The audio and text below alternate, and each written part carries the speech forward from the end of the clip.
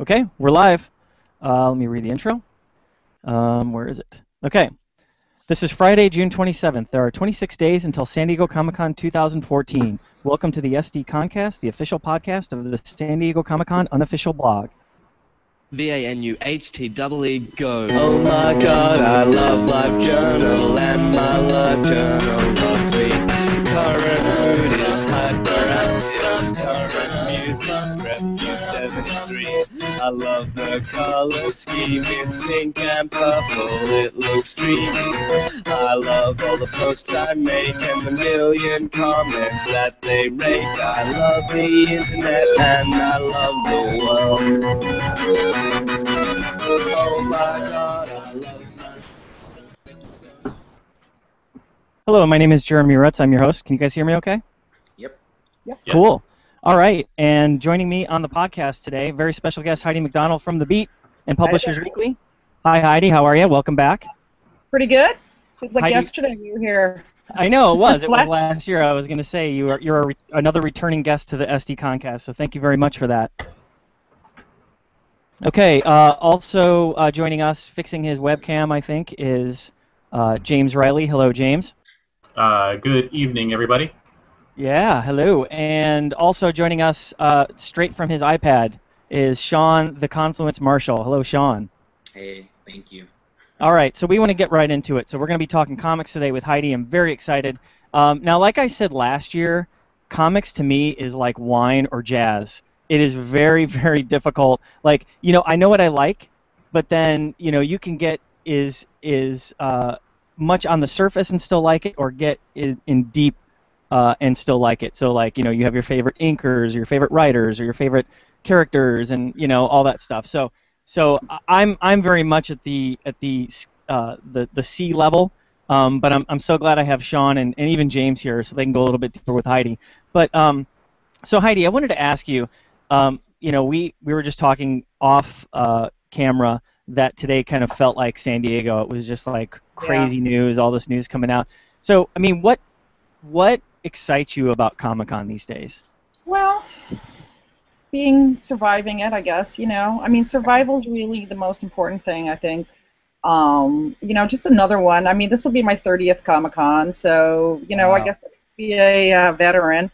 You know, it still does. I mean, I'm still thinking about you know, will I be standing there in the rain? You know, will you pass on by me? You know, I mean, will there be that magic moment? Will there be, you know, crying? Will there be, you know, a breakfast burrito? I mean, you don't know. Anything can happen, and that's what really, that's still what excites me about Comic-Con is, you know, seeing old friends, but kind of seeing them in this gastro. Brigadoonish, like crazy world that it's just, you know, the unexpected, and you can plan it. You know, I mean, you guys are doing you know, so much about talking about planning Comic-Con, and you can plan it to the last. You know, you think you've planned it all the way, and you know, then the minute you get there, the plans go out the window. Right, exactly. So, I mean, so I take it you still find enjoyment in it, or how are your feelings kind of changed about the show? Well. It's a tough question, isn't it? 2 hours. Yeah, you have 2 hours. I mean, at first, you know, when I went, I was a kid. You know, I was a kid for the first time, meeting people for the first time, and you know, there was 5,000 people at the first Comic-Con I went to. Now there's 5,000 people in Hall H. I mean, I went to Heroes Con over the weekend. There was 22,000 people there. I mean, you know, to go to a Comic-Con where there's only 5,000 people, you have to really search.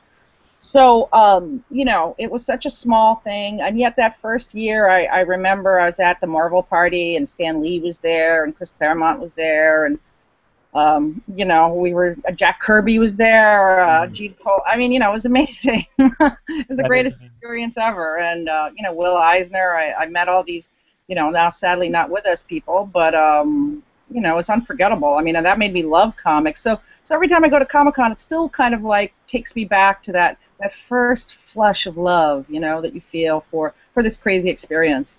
Right. Wow. Yeah, I was just gonna say, like, how do you top that? You know, if that experience was the best, it's like you keep going back. Do you keep trying to reach for that, or are you just finding something new every year? Well, I enjoy seeing Comic-Con through newcomers' eyes too. You know, I mean, it's always, exciting to see other people kind of discovering something that you have. I mean, I like to share. That's why I have a blog, where I have a website. It's I like to share things with people. So to me, it's still kind of exciting when something new happens, or I see someone else falling, into this kind of magical world. And I mean, Comic-Con in San Diego has so become its own thing, though, as you guys know. I mean, it really has got the showbiz element to it now, and there's pirate ships, and there's zip lines, and there's giant buildings covered with images of video games, and there's ice sculptures. You name it, it's there. Right. So it's kind of become even more of this frantic kind of FOMO. It should be called FOMO-Con, I think. Fear of missing out. But I mean, it's still. To be honest, I think I'm saying this in public for the first time, but I said, what, I want to make 30 years. I want to do this one. And when I was a kid and I went, I was like, I'd talk to someone and they'd be like, yeah, I'm not coming. I'm like, what? How can you not come to Comic-Con? I'm going to come, as long for the rest of my life. I'm going to be here every year. And now I'm like, if the circumstances happen in a way that maybe, it's not meant to be, then that's okay. I mean, like I said, I wanted to get my 30-year chip. Yeah. Like, not quite up there with Sergio Aragones or Mark Evanier, but I'll have done the do. Wow, that's excellent. So, although comics are the core of Comic-Con, like you said, it's really about, I mean, not about showbiz, but that's what gets the most attention. Right. So, I mean, do you feel Comic-Con is in danger of losing comics to other shows like Image Expo or whatever, where that's the focus? Like, they don't have the Hollywood intrusion, so to speak, or that takes away the attention. Where comics are the focus. Yeah. I think that's already happened. I think that happened a long time ago, to be honest. I think that's happened over the last decade, where even though every comics publisher still uses San Diego to make their big announcements, they want to get some of the attention. It is kind of like, we're living in Comic-Con all year round now. I mean, by some counts, there's 600, 700 Comic-Cons throughout the world. So, they all have a bigger focus on comics than San Diego does. So, it's a competition for that. But I think no one should lose sight of the fact that even with that, San Diego is still one of the biggest, best, grandest comics events of the year. I mean, it has more guests. It has, an incredible, all the publishers are there. There will be a lot of announcements. The panels cannot be beat. I mean, the programming, if you are into comics, is absolutely the best in the world, period. And so, I mean, that Comic-Con still exists within this edifice, and I don't think people should lose sight of that. Yeah, yeah. Sean, do you have any questions before we take the next one? No, I mean, I guess that's going to Amazing Las Vegas Comic-Con this weekend. That was one of the things that we were thinking about. Is just there you're able to get in front of George Perez, and you're able to get in front of Charles Soule and all these people, and so much easier, and it all is focused on comics, whereas a lot of that gets a little bit washed away. I was just kind of curious, what, in terms of the programming, because obviously comics are still at the core of everything, what have you noticed in terms of changes in programming as it relates to specifically to comics? I think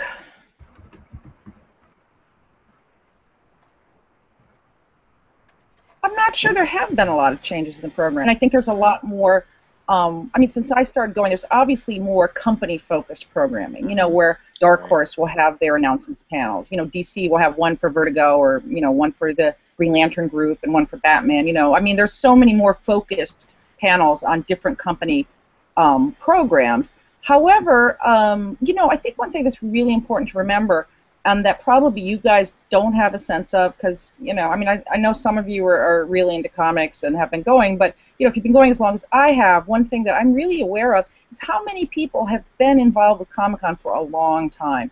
I mean, John Rogers has been the president for more than 20 years. I think Faye Desmond has been running it for 20 years. David Glanzer has been involved. I mean, a lot of the key comic book people have been there since long before it became this thing, and that kind of core of Comic-Con, that's given a lot of continuity to it. I know the programming guy changed about 10 years ago, but there's still a lot of very similar programs. And when you look at the guide, it cracks me up. There'll still be like, the Klingon lifestyle panel, which has been going on for like 20 years. There are literally panels that have been going on for 20 years at Comic-Con, or even more. So, there is a lot, there's a kind of this continuity to it that I think a lot of people lose sight of. Yeah. Cool. Good.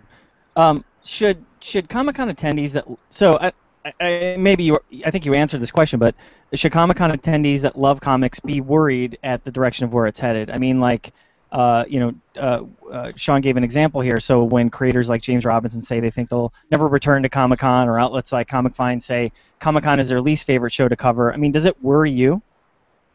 I'm not sure it worries me. I mean, I think you would have to be very slow-witted to go to Comic-Con and not know what you're getting into, I mean, I think it is what it is, and I mean, I think people go there, like myself, just to still have the whole overall experience, and there are amazing, amazing creators there, but I don't think, I mean, this is kind of I don't know, I mean, it is what it is, I mean, it is, I would like to see comics take back Comic-Con a little bit, and I think there are still some ways to do that, but I don't think people are going in there thinking this is going to be like that Las Vegas Con, and they're going to quietly walk up to George Perez and get a sketch and then just go eat a hot dog and go home. I mean, that's not what people go for. Right. Well, that kind of hits at, one of the things we talked about is just what role do you see Comic-Con playing these days for the small guys? Because we know DC and Marvel and Image in there, but those small guys that are, making the pilgrimage there to try and, show their portfolios, or just that they have a little table in the artist alley or whatever. How important do you think San Diego Comic-Con is to them these days? Well, I mean, it is still the number one networking place. And, I had a talk with Jeffrey Brown, the cartoonist, a few years ago, and I asked him this. I said, Jeffrey, you come every year, whereas a lot of indie guys have had to give up, and just because of the expenses and because they feel they don't get the attention there. And he said, you know what, if you're going for the right reasons and know how to make Comic-Con work for you, it still is a great thing. And, now Jeffrey is doing the Star Wars books. He did Goodnight, Vader, his bestseller out now. He's doing the Jedi Academy books. He had a movie based on his comics, and I mean, he's not really a small indie cartoonist anymore, but maybe going to Comic-Con was what kind of helped him find all these opportunities that have made him very successful. So, I don't think if you're going there with your little stapled mini comic, probably not the best place. Got to be honest. But maybe, I don't know, maybe you have the greatest stapled mini comic of all times. Maybe you're going to give it to Frank Darabont. I don't know. That could happen. You could give your mini comic to Frank Darabont, and I think that is, I think some people are still going for that. I think you have to know what you're doing. Yeah. Is that the goal for most? I mean, I don't want to say for most, but I mean, with the amount of comic book adaptations going to television and movies, I mean, is that the goal for most comic creators, to say, I hope I hit it big and my comic makes it on TV one day or something like that? Well, I mean, I think most comic book creators and most comic book bloggers, I think their goal is really just to make a living. Mm-hmm. I think it's really just to make money at it. And obviously, if you get a movie made, maybe that will increase your income. Exactly. So, yeah, I mean, hopefully. So I think, I mean, I have the utmost respect for people who just want to be published and just want to do their books, and, that's what they like to do, and they go out and do a signing, and, that's great. I mean, I think for some people they might have different goals, and Comic-Con is probably a good place to pursue that, or at least, like I say, there's the serendipity of just, who you run into. But also, if you have a little bit on the ball, I mean, really, it's the place to take meetings and all that, and, I don't do the meetings so much anymore, but, there was a period when I, had nothing but meetings all the time, and got a lot done there. So, right. I mean, it is what you make it. I think you need to, again, you need to have, know what you're getting into. Mm-hmm. So, so we talked about, some people saying they would stay away from Comic-Con, but then there's others, like you said, like Robert Kirkman said recently, I wouldn't miss it. I'm not saying I'm looking forward to it, but I wouldn't miss it. I mean, right. How accurate do you think that statement is for most industry professionals? And those that cover comics, yeah. Yeah, I think everybody says that. Nobody that I run into who's been in the industry for more than 5 minutes is like, oh gosh, I can't wait till Comic-Con. You know, I mean, I think even you guys were saying, I don't know why it is, but just today, you know, as soon as the U.S. got into the you know, next round, the knockout round of the World Cup, everybody suddenly said, you know what, San Diego, I better get started on that. And, Yeah, right. right? My inbox. It's like they were watching the game, and then the game was over. They was like, "Oh, I forgot to hit send." Send. Yeah, right? Yeah. I mean, it's just crazy today. And all of a sudden it was like, you know, I'm there. You know how it is, you're mentally already on the ground. You're already planning, oh my God, this panel I got to go to, and then, but I got to see so-and-so. How am I going to do? You know, I'm already thinking about where I'm going to have breakfast. And, you know, it hit. It just hit. Yeah, breakfast, what's that? Yeah, well. I don't think I eat breakfast at Comic-Con. All right, so, and I just wanted to remind our viewers, because we've got quite a few of them, if you guys have any questions for Heidi or for the team, let us know in the Q&A.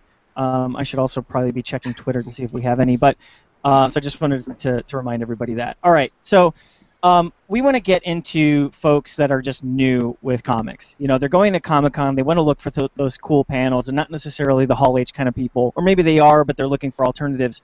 So what are some good comic panels to someone who is new to comics? Well, like the Quick Draw panel or whatever, you know, the ones that they have every year. Right. Well, I mean, I do think any panel that has like older artists. I mean, you know, Mark Evanier is really an expert, and he interviews a lot of the older artists. You know, he does one with Sergio Aragones. I think those are absolute Comic-Con classics. You know, I mean, they are Comic-Con to a certain generation, and they still are. You know, they're like great people. One of the things that is really important at San Diego Comic-Con is the guest panels. You know, everyone who's a guest has a spotlight panel, and you just one person talking. Usually they have a very good interviewer. And I think those are really some of the best panels. You know, every time I've been able to go to one, they're really great. And, you know, I actually made a list of the guests, which isn't actually, I should put this up on my blog tomorrow. You know, one person who, you know, is really amazing who's going to be there is, you know, Neil Adams. I mean, he's like the William Shatner of comics. You know, you never know what the guy's going to say. He's so charming. You know, Brian Lee O'Malley is going to be a guest. You know, Scott Pilgrim, he has the new book coming out. He's always very entertaining. You know, I was looking, oh, here's one. Now, this might be a really great panel, but not for the reason you expect. I see Chuck Dixon is going to be there. Now, Chuck Dixon is a comics writer, very, very respected. He got into a little bit of a kerfuffle recently because he's conservative, and not a lot of comics creators are. And so I think that might be a very interesting panel. He's also a really great writer. Who else is, you know, some guests? I'm looking at the list here that I printed up. You know, Joe Quesada is a guest. He is the chief creative officer of Marvel Comics. He's one of their key guys. I think that will be a very entertaining panel. He's a really smart guy. He, Jimmy Palmiotti, he does a panel called Listen to Jimmy, and you really should. Very, very, very entertaining. Two really great guests who are there from France is Benoit Peters and Francois Choutin. If you're into foreign comics, these guys are two really, I think they're actually from Belgium. They're really amazing creators. Their books are incredible, you know, really smart people. I mean, I think, you know, what you were talking about before, I mean, this is still, I think, why Comic-Cons have an appeal. It's like you can still go up, you know, you're probably not going to get into Hall H, and you're probably not going to meet the cast of Guardians of the Galaxy, but you probably can go up to Jim Starlin, who created a lot of those great characters, and just say, hey, you know, I dig you. You know, what were you thinking when you created Thanos? You know, and you can have that experience all the time. So, you know, I would say, like, just, you know, these are creators. They're writers, they're artists, they're really smart people, you know. They put a lot of heart and soul into their work, and, you know, hearing them talk about it, I think it'd be a very rewarding experience. You know, one other person is Mike Mignola, the creator of Hellboy. He's a guest. You know, I mean, hearing him talk, he's an amazing artist. He loves talking about art. You know, anytime I hear somebody really dig in and talk about their creative process, that inspires me. You know, so I mean, I think that really, I think these spotlight panels, I mean, I don't think you can go wrong with them. They're really, really good. Good. So, you know, one thing we didn't have on the outline, I don't want to catch you off guard here, but I'm going to talk a little bit about the Eisners, because so the Eisners are I think everybody knows what they are, but for the folks that are new to Comic-Con, the Eisners are basically the Oscars of the comic book industry, right? I mean, is that a fair analogy? Yeah. So, I mean, what are you looking forward to? Because some of the nominees have already been announced, and I'm kind of waiting for, they do kind of the Hall of Fame every year, and I know Hayao Miyazaki's up for it. I'm hoping that he gets it because I'd love to see him there this year. But I mean, what are you looking forward to with the Eisners this year? Well, celebrating great comics. I mean, I said earlier, I wish that we could get comics a little bit higher on the list. Mm-hmm. And this is a banner time for the comic book graphic novel industry. I mean, if you look at that list of nominees, level of work that's being done right now is absolutely extraordinary. There's so many great publishers. There's graphic novels that are being published. I mean, there's books, by Matt Fraction and Chip Zdarsky with Sex Criminals. It's an incredibly popular book. Saga by Brian Vaughan and Fiona Staples, an amazing book. Graphic novels. Rutu Modern's The Property is up for an award. There's books nobody's heard of, like Good Dog by Graham Chaffee. I love that book. It's so good. I mean, those are just the ones that are popping into my mind. But if you look at the nominees, again, the stories, the characters. This is a brilliant, wonderful medium. And you can find that at Comic-Con. I mean, it is on display, not always just the movies, but there's so much good stuff there. And so for me, the Eisners, it's a chance to see some people that I really care about get up and look flustered, I guess. Yeah. Right, exactly. James, do you have any questions before we move on? I've just been enjoying the discussion because she's always mentioning people that I followed over the years, the comic artists and such. And I haven't had any time recently to do what she said, which is go up to creators and just say, I dig your stuff. Because I used to, 10 years ago, 15 years ago, when I first started going, I would take a sketchbook around and talk to people and get sketches, and I miss doing that. Yeah. You should see my sketchbook. Oh, I could imagine, Heidi, your sketchbook you could probably sell for $1 million. Sure. It doesn't have like awesome complicated sketches, but it does have I have one sketchbook that was signed by Jack Kirby, Will Eisner, and Carl Barks, and the Hernandez brothers, and Frank Miller, and wow. And I I look at when I lived in LA, there was an earthquake, and that was one of the things I grabbed. Like, wow, this book is owned by all these people. So. Wow, that's amazing. We're just going to end the podcast there because that in and of itself is just awesome. Right. No, but I wanted to take a question from one of our readers. Let me just pull this over. All right, so let me select this one. Fernando Borrega. Hello again, Fernando. He says, don't forget to put a face to a name. Most comic book artists and writers are not instantly recognizable. Be sure to know what they look like. That's a good idea. I mean, how do you, I guess, look on the internet, right? They're there on the internet. Yeah, and people do have name badges. Artist Alley is kind of diminished from past years, but you can walk around. People have their names there. On my blog, I do a thing where when the people announce signings, I kind of make a big blowout. It's kind of boring, but I extract all the signing times and places, and I do like big posts where you can see who's signing at what time. So, that's a good way. I mean, Dark Horse has amazing signings, Image Booth, IDW, Top Shelf always has a great lineup. Of course, DC and Marvel, but, it's hard to get into their booths sometimes, especially Marvel. I mean, I wonder what they'll be having. I don't even bother anymore. It's so crazy. Yeah. So, you mentioned Artist Alley too, and I know this isn't on the outline. I don't want to catch you off guard again with this, but we talked about Jeremy. I know, I'm just throwing them at you. So we talked about panels that people can get into who is new to comics. But I mean, what advice do you give to people that are new to Comic-Con about Artist Alley? You could get lost in there. So I mean, what's your advice? Well, if you go, Artist Alley is located by Hall H. It's off to the side. And it's not as big as it used to be, but it's usually pretty, you can get in there, and there's some awesome, amazing people who are set up there. And also right next to it is the fantasy art section, which has like studios, and it has publishers, like Spectrum is there, and art dealers. And there's some incredible, amazing people who are in there. Usually I go over, like at least once during the con, I try to get over there. You usually see Jeff Darrow over there, Art Adams, you know, some really amazing artists. Painters are usually there. You know, like, well, I mean, he's a guest this year. John Picasso will be there.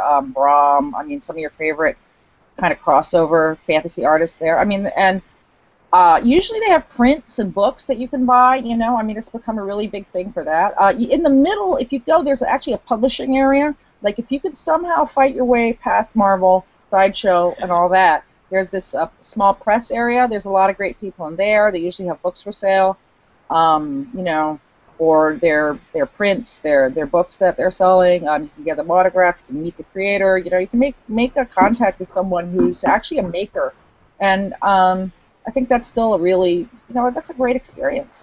Yeah, and also a tip: make sure you buy. If you don't have a sketchbook when you go there, you can always buy one at some of the artist or the art booths, art supply booths that they have. Right. So you can buy one there and then carry it around and just take it from place to place. And it's amazing if you just looking at the Artist Alley or the people that have announced that they're going to be in Artist Alley. I mean, they're big names. These are names that could be in a booth. And they just have their own table, which is awesome. I mean, do you see that at other shows, or is that just at Comic-Con? Well, I have to be honest. I mean, I think most shows you go to now have these really amazing lineups of artists. I mean, you know, Comic-Con is kind of like where you see everybody in one place. I think that's what kind of makes it exciting. You know, we just had a show here, Special Edition on New York, and there's actually 3 shows that weekend. But Special Edition was kind of cool because Sarah Pacelli was there. Say his name wrong. I totally can't remember. Anyway, he's a wonderful Turkish artist, and he draw as would oh, it's so terrible. And I went and had a beer with him too, and I can't remember his name. There was a bunch of artists from Europe were there, and they did. It used to be. This is a big change. When I first started going to Comic-Con, there'd be tons of guys from England, Ireland, you know, from Europe, because they loved coming to San Diego. Now it's so prohibitively expensive for them. I mean, you know, it's expensive for us with our plane tickets. For them, it's like, you know, $2,000 to fly there now. So they all come to New York instead, and that's kind of sad. That's a loss, I think. But you know, there's still some amazing people. I mean, you know, comics are there. If you're an animation fan, San Diego is a great place to go because so many of them are on the West Coast, and a lot of them are set up. You know, there's the I'm going to totally mess up the name. You know, there's the Topatico booth, there's We Love Fine. I mean, there's all these kind of art dealer, like T-shirty kind of places that are in the middle of the hall. And you'll find a lot of animation guys there selling some pretty amazing stuff. Yeah, and you know, it's funny because you mentioned Mark Evanier, and I know he's, you know, is very, you know, very deep into comics, in the comic world. But I know him from animation. I know him from the Dungeons and Dragons cartoon, which is which is funny. You know, just like yeah, go ahead. Oh, I just want to throw in one other name. You know, Stan Sakai is a guest this year. He is a cartoonist. He does Usagi Yojimbo. He is an industry legend, and he really a lot of people in comics have pulled around him. His wife, who is also very much beloved, has been going through really the most hellish medical problems, and they've been doing auctions to help them pay. And you know, Stan, you know, I'm Facebook friends with him, and every day I'll read like, oh, Sharon was in the hospital, and you know, this happened and that happened, and then he'll be like, and then I drew a page of Usagi, and I'm like, wow, this guy is like, what an inspiration he is. He is truly one of the nicest people I've ever met, one of the most talented. And, you know, he is so, you know, I hope this is kind of a special year for him, really, because so much of the industry has really rallied around him and Sharon. Yeah, yeah. We have a question from our reader, Leonard Sultana. Hey, Lenny. So he says, and this is for Heidi, do you really feel Artist Alley has shrunk that much? I'm reading that it has actually grown and expanded in the last decade. Last year's was especially big. You know, this is one thing as an old timer that I know for a fact. It's like Artist Alley, it has gotten smaller, you know? I mean, it's been shrinking and shrinking and shrinking. And The reason for that is it's understandable. I know why. I mean, they still charge only like, very nominal amount to have a table in Artist Alley. And I understand the show, I'm sure you guys talk about this. The economics of putting on Comic-Con are such that, attendance was capped years ago. To make more money, they have to raise prices on things. So in order to, they've had to raise booth prices. They have to raise attendance, price of a badge. But they have kept up Artist Alley, but they're not making as much money on that space as they do other parts of the store. And I mean, I understand it. DeviantArt came in a couple years ago and kind of saved Artist Alley by sponsoring it, and I think it might have gotten a little bit larger after that. But I mean, it really has gotten, it's probably been stable over the last few years. But it definitely is not the way it was when I first started going. But I don't mean to sound like one of those, I'm cranky old fart, even though I am. It's like, they didn't used to freeze our yogurt, I mean. But I mean, historically, this is a fact. So. Yeah. Okay. It's interesting with that because recently at some of the conventions we've been at, in talking to some of the comic book vendors, they've talked about something similar where, for example, at Phoenix Comic Con, one of the vendors was saying that it's getting harder and harder to pay so far in advance, and there are so many conventions and they need to pay by a certain date. And meanwhile, somebody's there with a t-shirt booth and they're ready to pay today, and the comic shows are a little bit stuck because obviously it is about economics and it's about getting paid, but they don't want to lose the comic presence at the same time, and so it just becomes this kind of tough balancing act, it seems. Yeah, So, I mean, what do you think about this expansion, Heidi? Do you think that the expansion would address this, or do you think it's just going to be more amped up Hollywood, big productions, more money coming in, or are they actually going to make room for a bigger Artist Alley? Well, they experimented with putting Artist Alley up under the sales one year, I think, and then the artists complained that nobody went up there. So, everybody's been talking, oh, thank God, whatever they have this expansion, it's going to be great. And I think it was last year I was walking around and I had that moment where I was like, when they expand this, it just means that instead of 130,000 people wandering around, being tired and cranky, 150,000 people will wander around being tired and cranky. I mean, right. I don't think because they expand the convention center, suddenly everybody's going to be like, oh, I don't want to go anymore. It's too big. I mean, more people are going to want to go. I mean, it's obvious that the demand is still incredibly high for this. Yeah. So, I've said this, I've written this on my site. This is one thing that I think could be done for San Diego to make it more kind of conducive to the guests. Earlier this year, I went to Angoulême in France, which is the biggest comics festival in the Western world. The biggest is Comic-Con in Japan, which is only about fanzines, but go figure. Something like 300,000 people come. But something like 200,000 people come to Angoulême. And I've been to a couple of other European shows, and one thing that they do is they make the guests, the guests are actually, given press time, by the show. The show kind of has a press day for the guests where the media is allowed to talk to them. There's more of a chance to actually talk to the artists. Now, Angoulême is completely comics focused. It is only comics, and bande dessinée, which I can't say with a French accent. But, I think San Diego could kind of create, and a lot of the guests are brought by their publishers, which is true, and it's up to the publishers to make them available to the press. But I think there could be kind of like a press day, or, some kind of like, oh, let's talk to, Fiona Staples, or let's talk to Stan Sakai, or, I think they could be kind of given a little bit of play, Would you consider it, considering everyone calls Comic-Con like the Super Bowl of comics or whatever, Super Bowl has a media day that's set aside just for the media to talk to them, and you would assume that would be a good idea to do that. Right, yeah. I think media day for the Super Bowl is like Monday or Tuesday. It's not right, it's a long event. But yeah, I think there could be some kind of media day, and I think for the cartoonists. Now, listen, I'm a member of the media. You guys are members of the media. And most of them are there to talk to, Corey Feldman. But, Batista.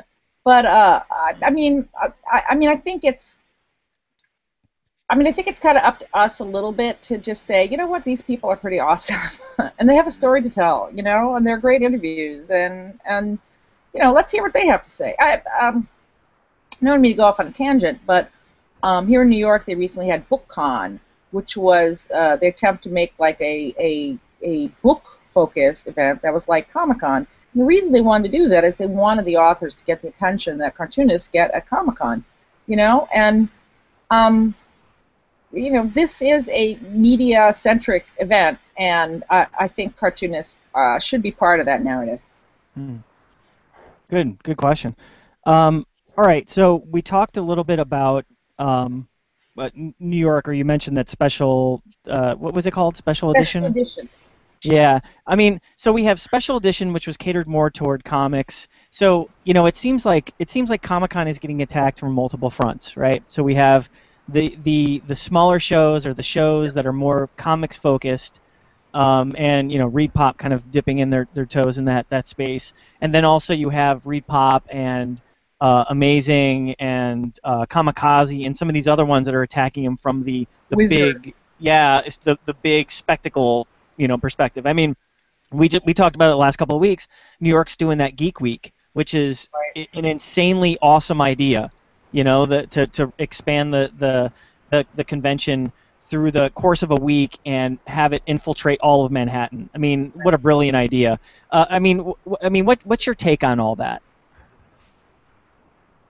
Well, I mean, it's a lot. Yeah, it's yeah, huge. it is. And I think it's called Super Week. Yeah, I mean, that's great.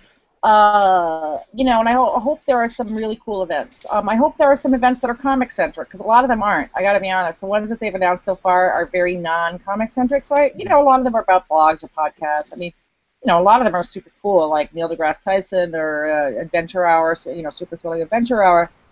So I or hope. the SDConCast, right? I'm sorry. Or the SDConCast. Right. Yes. Exactly. So you know, I mean, that's going to be fun, but let's put a little bit of the comics. You know, New York is awesome. Yes, New York. You know, we're having a New York Comic Book Theater Festival going on right now that's been going on all month, and it's had amazing new plays.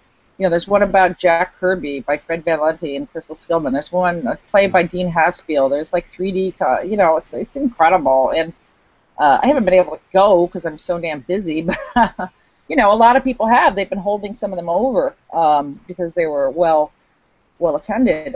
So yeah, I think comics can expand to that. You know, I'm worried. I mean, I would be interested in knowing all you guys' thoughts, because you cover this so much about, you know, Wizard this morning just announced they're going to do 22 shows next year.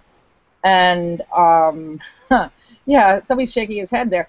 And you know, Reed Pop now is sort of like, oh, we're going to do special edition other places too. And I mean, we're kind of, I think the golden goose is really maybe, you know, eating some cyanide pills there. You know, I think that we're really, really stretching this thin. Yeah, And I agree totally. Go ahead. I'm sorry. Oh no, I mean, you know, every professional I talk to is like, I can't go to all these shows.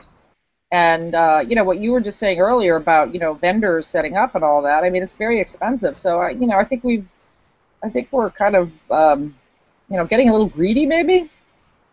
Yeah, I agree. I mean, I'll let James and Sean chime in before I give you my thoughts. Yeah. Oh, go ahead, Yeah, James. go ahead, Sean. No, Sean, go ahead. We talked a little bit about this last week. So the things we're saying is it's really interesting is how you're seeing, though, really a niche emerge. So, you know, outside of comics, so for like example, Gallifrey, you know, as the Doctor Who convention, and you know, obviously Anime Expo's had a long history there, or if something like an Amazing show where it's just specific to comics, and Wizard is almost the you know, the old stars, and then a little bit of the comics. And what's been interesting to me though is these shows that we go to, because over the last year and a half we've gone to like over 50 different conventions within the Southern California area, which is just so many. It's like every weekend, but they all are like, you know, almost packed. But they're all a little bit of a niche. You know, they all kind of have their own thing, and it seems to be when come up against each other, though, something, let's say, like a Kamikaze and a Long Beach at the exact same time, that's where there seems to be more suffering, because it's a very similar type of show in a lot of it, of what it's trying to do and stuff. But just the emerging of, it's like every year Gallifrey keeps selling out quicker, and it's just funny because that was a show that was there forever and nobody really cared about. And now with the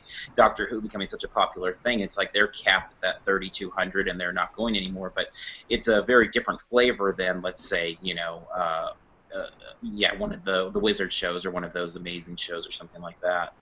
Yeah. James, what were you going to say?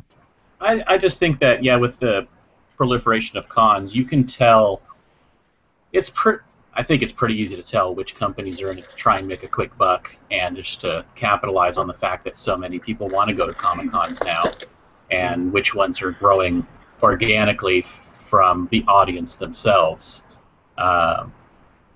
And I think that there is a market, obviously, and I think that there are companies out there who are looking to capitalize and get as much money as they can out of it while it's the thing to do for a lot of people that aren't, the hardcore nerds who have been going for 5, 10, 15, 20 years.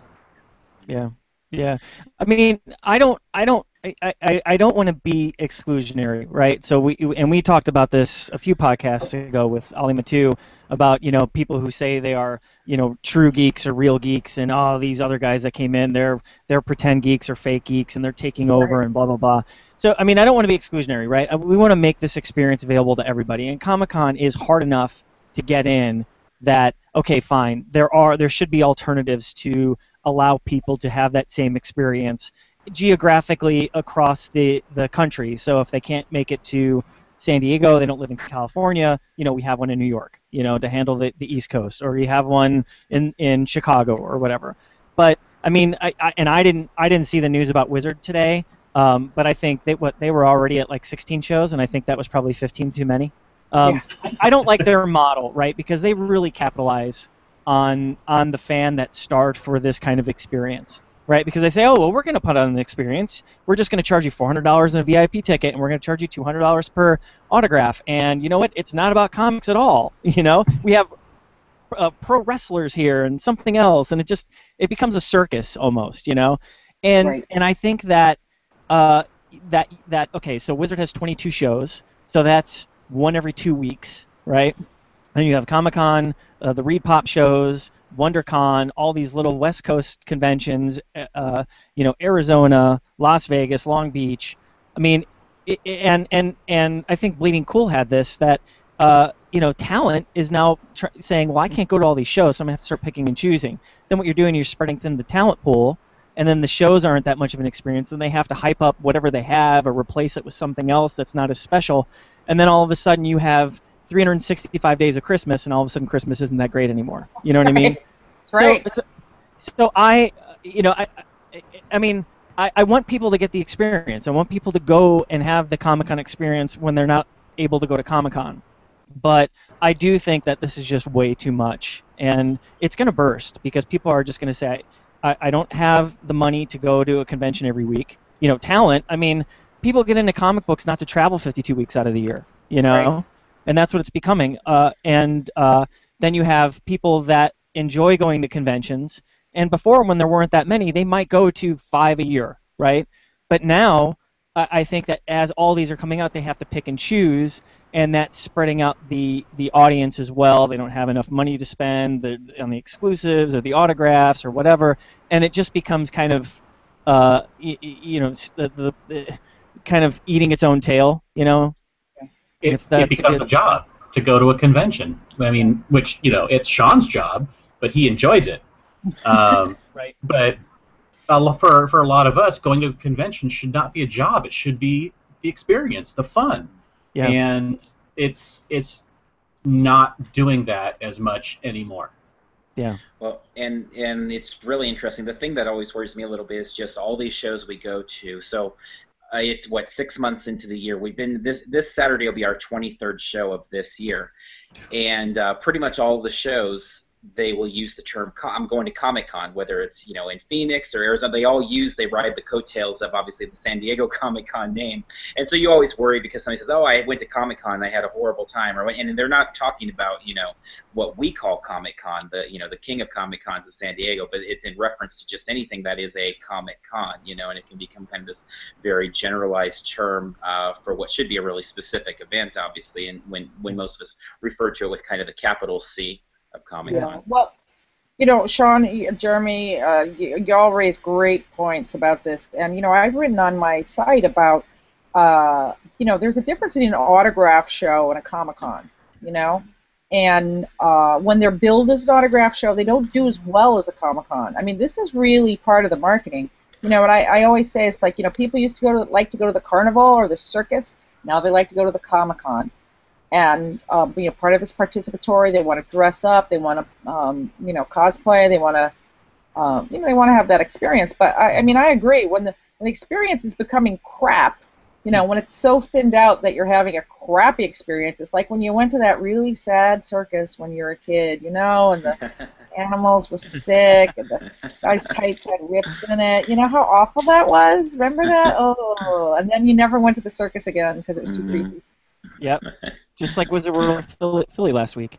No, I didn't go to that. But. And that show used to be so great, and I love Philadelphia. I mean, I would go to Philadelphia. I say this is a proud New Yorker. I would go to Philadelphia just to go. They have awesome food. Get some scrapple, get some shoe pie. Great record stores there. I mean, it's great. It's a great town, and the show used to be really fun, but they just didn't make it fun. How many times I like Norman Reedus? But how many times can you see Norman Reedus, I know. It's funny, I see him on Twitter, and he's like, every Wizard World convention, he's like, hey, I had a good time, and it's like, it almost becomes like a repeat, because he's like going to the same shows year after year, and you're like, okay, or Matt Smith, he seems like he's at every convention, or my hero, Bruce Campbell, I love Bruce Campbell. Well, I used to love Bruce Campbell. Right. Then I think he got a little overexposed in my heart, I still love Bruce Campbell. I'll still watch Evil Dead 2 and love him. Yeah, I still love him too. Yeah. But he's still funny. Yeah, he is still pretty funny. Although I think he's using the so. same jokes. I think he's using the same jokes over and over. Yeah, to say I haven't seen him that often, so. Yeah, but and just to close this out, what I'm fearful for is that it starts impacting San Diego Comic-Con. Right? Mm-hmm. Because when all these shows start taking advantage and giving comic conventions a bad name, they're using the name Comic-Con, they're giving it a bad name, that I'm afraid that might spread, Yeah. Well, little plug here. I'm going to be on a panel, and I forget what day it is. I think it might be Friday, and it's going to be called Have We Reached Peak Geek? And it's going to be with Rob Salkowitz, who wrote the book Business of Comic-Con, and with the guy whose name I've forgotten, but he writes for Motley Fool about a lot of the economic impact. And Rob has been working with Eventbrite. They've been doing some actual research on Comic-Cons. And so we're going to talk a lot about this topic more on that panel. I think it's going to be a really, really interesting panel. So, even from when we planned the panel to now, I think my answer to the question might have changed or evolved. Yeah. And thanks for that. I definitely want to check that out. So that's Friday, I think, right? You said. I think I'm not sure. I will. We'll find out when the schedules come out there. I'm surprised that they're so tight-lipped with the panel schedule this year, but. Well, I had to turn mine in today, so. Oh, good. All right, so we'll definitely be looking for that. Yeah. So we talked about a bunch of different shows, but what do you think, from a pure comics focus, is the best show? Did I ask that? Well. I mean, going to Angoulême was amazing. That was a lifelong dream of mine. It is difficult to go to, though, because you think San Diego has a hotel problem. I mean, you have to stay in people's garages or, barns. People climb up into the hayloft, there. And you have to speak French, which I don't. So that was a little difficult, but boy, it was beautiful. It was just amazing. In North America, my second favorite show is TCAF, the Toronto Comic Arts Festival. I write about this a lot in my blog. So, there's the con circuit that we've been talking about. There's also what I call the CAF circuit, the Comic Arts Festival circuit. And this is kind of a separate comics-focused kind of circuit group of shows that are thriving. Toronto is one of the biggest. It has cartoonists from literally around the world, from Australia, from Japan, from Singapore, from England, everywhere. It's held in Toronto, as I mentioned. And then in New York here, we have MoCA, Museum of Comic and Cartoon Art Festival. There's SPX, a small press expo in Bethesda. There's a couple new ones up at the Pacific Northwest that are really great. There's one called The Projects, and they just held one in Portland that I can't remember the name of, but it's supposed to be awesome. Thought Bubble in Leeds, England. This is another show. It's comics focused, and I have the best time when I go to these shows. I mean, look, I'm a comics person. You know, somebody today, I'm not going to name names, but, you know, I'm sure you guys are already starting to get the, do you want to interview this celebrity about this or that in email, right? So I have a bunch of writers for my show, and I forward it to the group. They're like, what? You don't want to talk to this person? I'm like, no. I've met actors, and I'd rather hang out with cartoonists. You know, listen, I mean, I'm not saying there wasn't that moment when I met Gerard Butler. That was awesome, okay? But, you know, now I'd rather hang out with cartoonists, so. Yeah. No, I'm with you. I'm with you. All right, so we talked about the Eisners. We talked about Artist Alley. What else are must-dos for comic fans at Comic-Con? Well, I do plug the Eisners. Again, the spotlight panels I think are great. Just to hang out in halls B and C. This is where most of the comic stuff is. You know, Bud Plant is this giant booth. It sells a lot of graphic novels that are amazing. You know, Top Shelf is a small publisher. They have some brilliant books. Fantagraphics and Drawn and Quarterly, two of the best comics publishers on earth. They publish, you know, the Hernandez brothers, Robert Crumb, Linda Barry. They have some great new books out this year. Amazing. I mean, really, there's so much to read if you can, you know, fight your way over there. And, you know, you can literally go over to the Drawn and Quarterly booth, or the Fantagraphics booth, you know, buy a book and get it signed by one of the greatest cartoonists of all times. And, you know, it would be awesome if you could walk up to Miyazaki or, you know, Steven Spielberg, get them to sign your book, but less likely. So go with the cartoonists. They're sitting right there waiting for you. Right, right. All right, so last question that I have. Let's project for a moment. It's July 28th. It's the Monday after the convention. You're dead tired from a week of covering Comic-Con, and you look back on the week that was.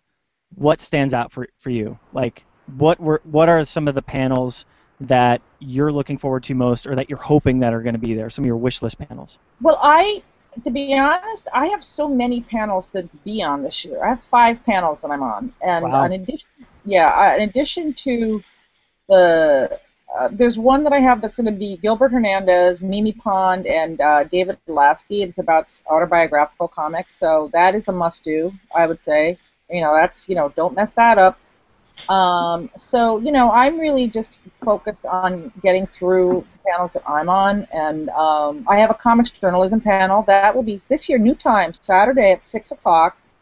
It's a really great time, I think. I'm going to have Tom Spurgeon, a comics reporter, on it, Rich Johnston of Bleeding Pool, you know, the three of us, kind of a summit meeting, fight. And then people from Multiversity, the Mary Sue, and IGN. And that's always a really interesting panel. So I'm looking forward to that.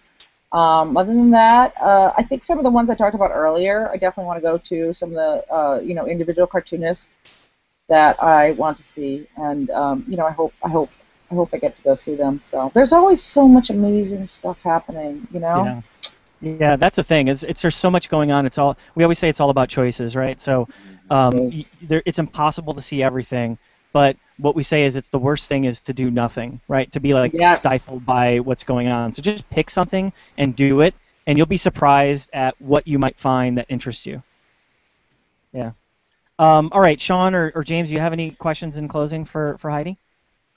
We had one, or this had come via email, but a couple of fans, LA Rabbit and Pink Bunny, who are fans of your site and of your work and stuff. And one of the questions I have for you is, what would you recommend for a pop culture fan, but that they're not a comic fan? What's like one particular comic you would say, hey, that's the book to pick up?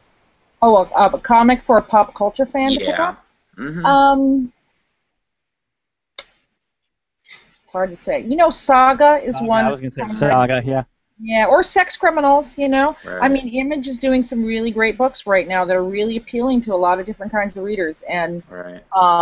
you know, I've rarely seen anyone pick up Saga or not want to keep reading it. And Sex Criminals has really become the same way. They're both, like, really accessible, really well-done books. So I think those are pretty good places to start, though. But, you know, I'm excited about the Rocket Raccoon comic by Scotty Young, although Right. that's coming out before that.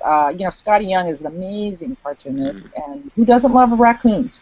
Right. So kind of looking forward to that, too. Right.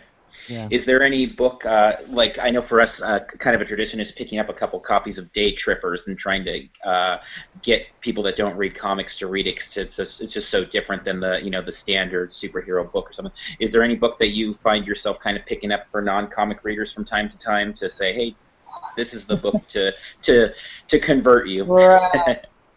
Yeah, boy, that's hard. There's so many different good ones. What one would I give to some readers? You know, one of them I used to say, oh, I know. You know what? Okay, this is the book. I dare anyone not to finish this book. Is My Friend Dahmer by Durf.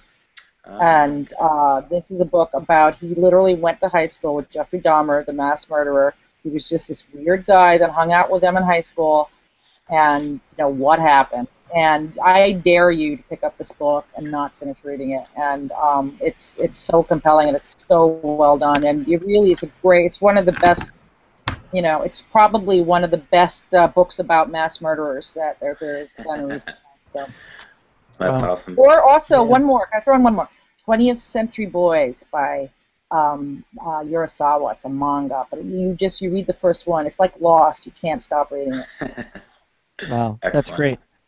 Okay, James, do you have anything? Nope, I'm good. All right. So Heidi, do you have anything that you want to say in closing? Well, in closing, I would like to say if anyone has been reading my blog very faithfully, they know the one thing I've been looking forward to San Diego for the last 3 years is a breakfast burrito. And I had this amazing breakfast burrito 1 year at a food truck.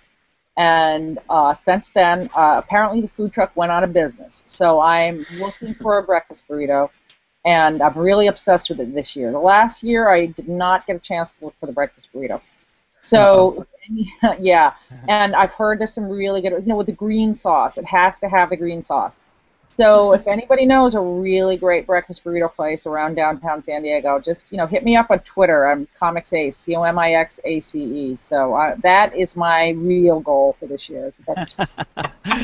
That's great. Okay, so Heidi, thank you so much. Heidi MacDonald from comicsbeat.com, and as you said, at Comics Ace with an X, Comics. Yes. Anything else you want to plug before we close?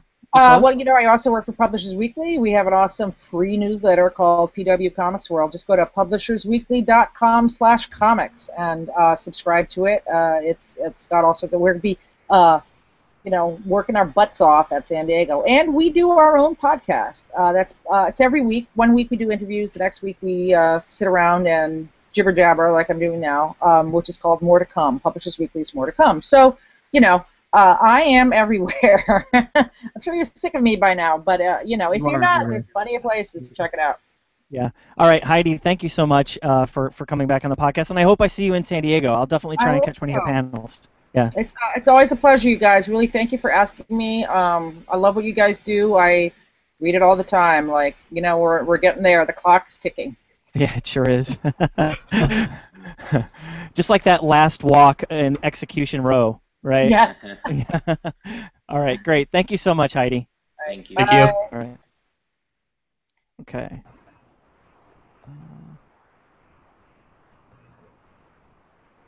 Nice. There we go. No. Okay. All right, great. So that's cool. All right. I know that our live listeners are waiting impatiently for our big Hall H scoop. We're going to give it. But we need to take a quick break. Jeremy needs to do some daddy duties. So we'll be right back. If you guys want to hold the line for a second, and I'll return in like 2 minutes. Is that cool? Yep. All right. So, cool. Should we just chat? You can riff. Go for it. I'll be right back. Yeah, you need to go. Wait, You can't actually, talk you know until what? Go. Hold on. I'm gonna do something before you do that. Do you guys hear this like clicking sound for? I think so. All right, hold on. No. No.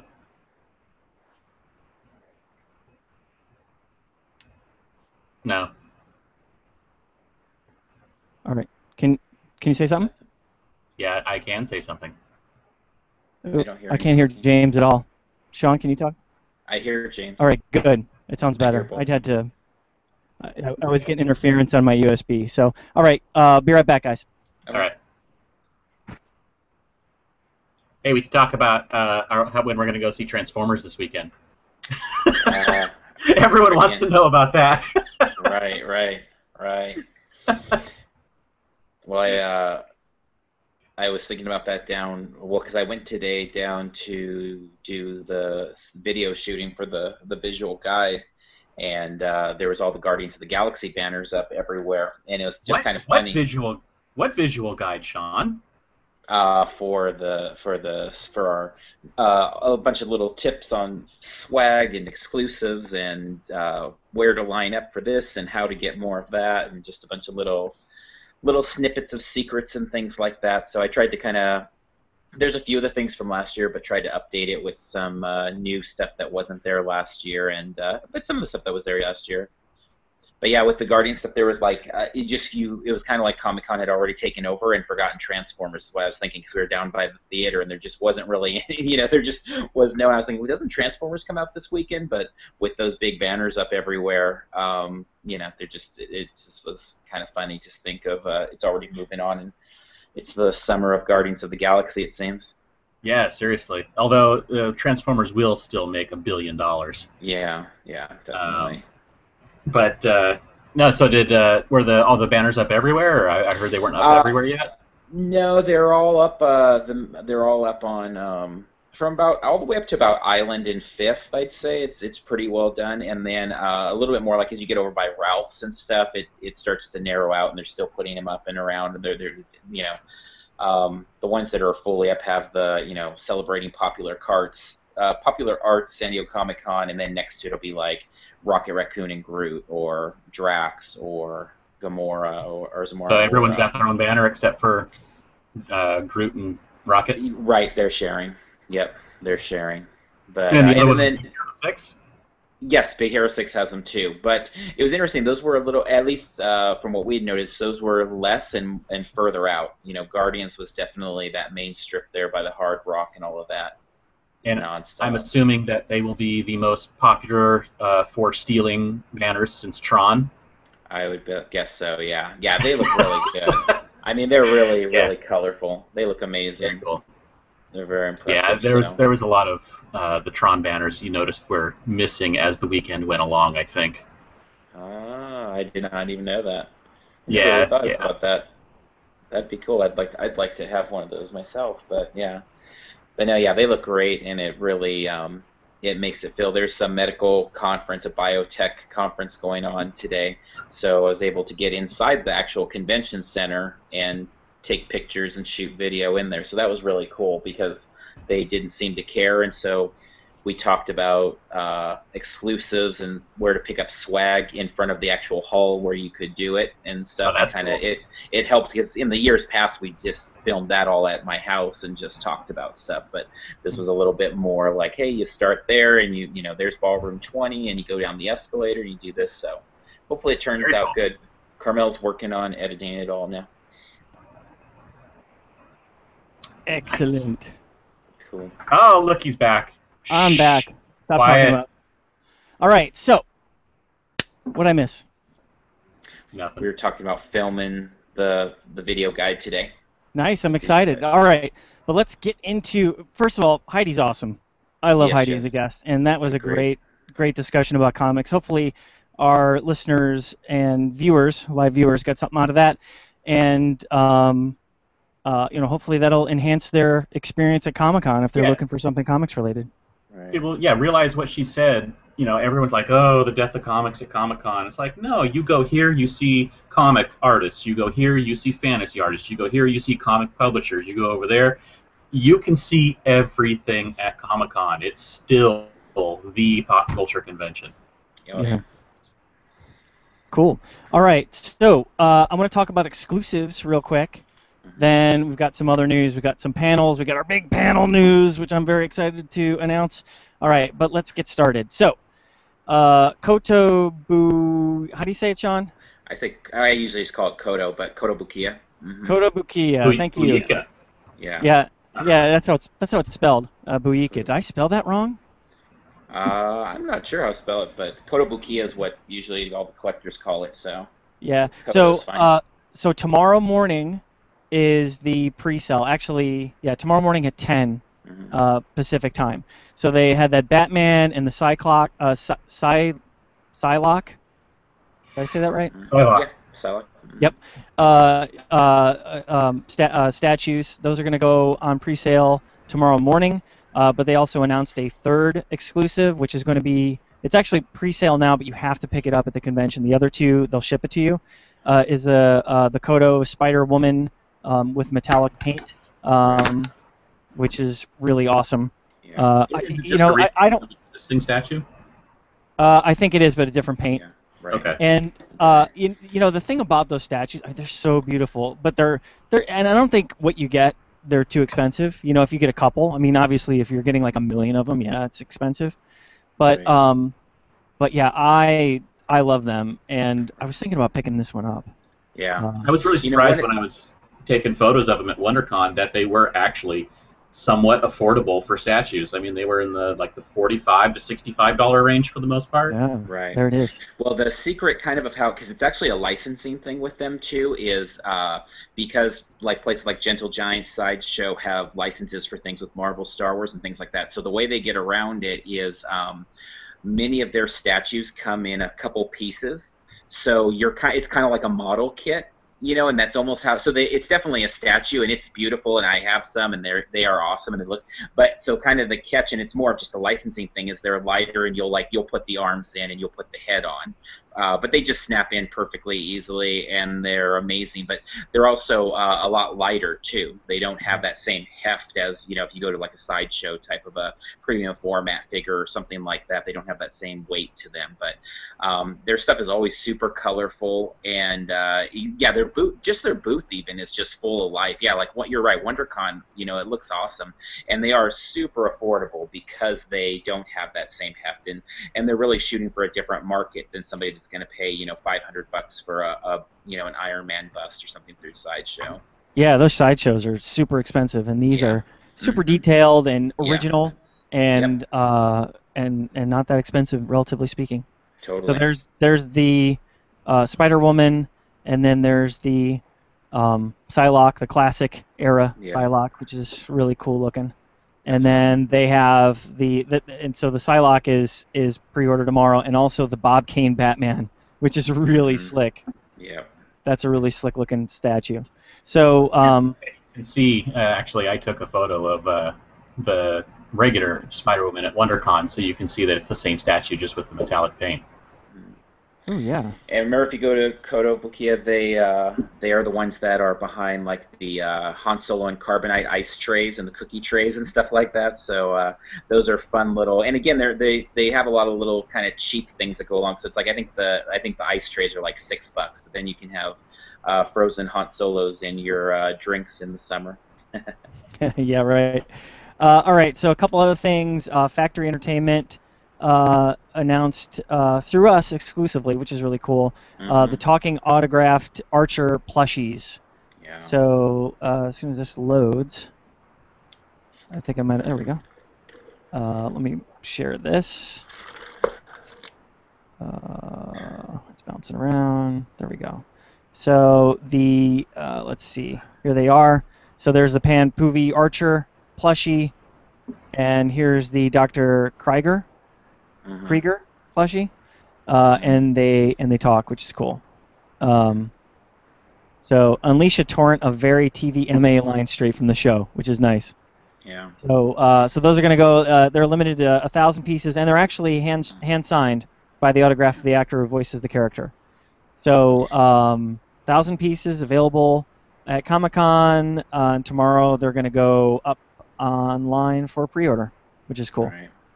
It's really cool with Factory Entertainment because they're one of those vendors, exhibitors that you didn't hear as much about, and they're obviously building a name, and they're really doing it around kind of its own niche. You know, again, is finding something that's unique and a little off to the left or right, or however you want to say it, but Archer fans, which are, you know, super big time fans, very passionate about the project. It reminds me a lot of what Biff Bang Pow did when they first started coming in, and it was Twilight Zone, you know, and people had been begging for Twilight Zone stuff, and that became their niche, and then they got into Doctor Who and you know, Venture Brothers, and they kind of spread out from there. So it's really cool to see the stuff they're doing and making it kind of a really fun, unique thing for Comic-Con. Yeah. Yeah. We've got, I mean, there's tons of exclusive. It's like, it's been crazy this week. We've got tons of Funko that have been announced. I mean, you can check those out at the site. The Gentle Giant first exclusive, which I was a little underwhelmed by that. The Jumbo Star Wars AT-AT driver. Yeah. I mean, we've seen those Jumbo figures before. I think Super 7 did them, didn't they? No, that's actually Gentle Giant's thing, is they do a jumbo figure. They started it at Comic-Con with the Stormtrooper, and then they went to Celebration with the Boba Fett. And then after that, they've been releasing them, and you can buy them on their site, and they're consistently in that same $80 range.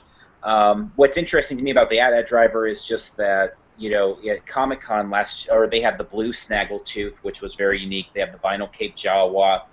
They have the Yak Face. These were all very rare figures from the vintage days that weren't maybe all released in America or things like that. And so this is a very kind of just average, just, you know, run-of-the-mill kind of guy. So it was kind of surprising. I was curious to see what they were going to do, but I think they've used a lot of their, you know, variants up with Yoda with different colored snakes and things like that. So we're at the phase of the game maybe where we're going to be back to kind of the Stormtrooper stuff. And yeah, pretty standard. Yeah, and for Gentle Giant, just as a reminder, that's one of those booths that's usually pretty crazy the first one. I mean, it's not crazy like Hasbro crazy, but pretty crazy. But usually you can get in there. I think, Jeremy, I got you that C-3PO last year. Yeah, McCoy there. And it, you know, it cleared up, and it just wasn't that bad by, you know, Sunday, and they still had some stuff left, and you can kind of sneak in there. So, yeah. Yeah, that's cool. All right, we've got the Hasbro My Little Pony and Creon Class of 1984. I mean, the Creon was cool. Yeah. Just the package. You know, I mean, I wouldn't do anything with them, but they're cool. Yeah. The Bluefin Tamashii Nations. They had the Black Power Ranger and the Dragon Ball Z statue. Yeah. Bluefin Tamashii does really cool stuff. You know, they're kind of like Kodo. You know, the high-end, kind of affordable statues and things like that. My Cool Car stuff, which is very popular on our site. Everybody liked the floor mats enough. Well, now they said that they're going to give away a set of coasters that came out over the weekend. So if you visit their site, I think you have to buy one of the sets or one of the mats. You get the coaster set, which is cool. Monogram International has Hulk vinyl bank set, so 3 different Hulks, a Hulk bust, which is cool. There was the Maddie Collector pre-sale. Yeah, we all took part in that, Sean, or at least you and I did. Right. I mean, what was your experience in that, Sean?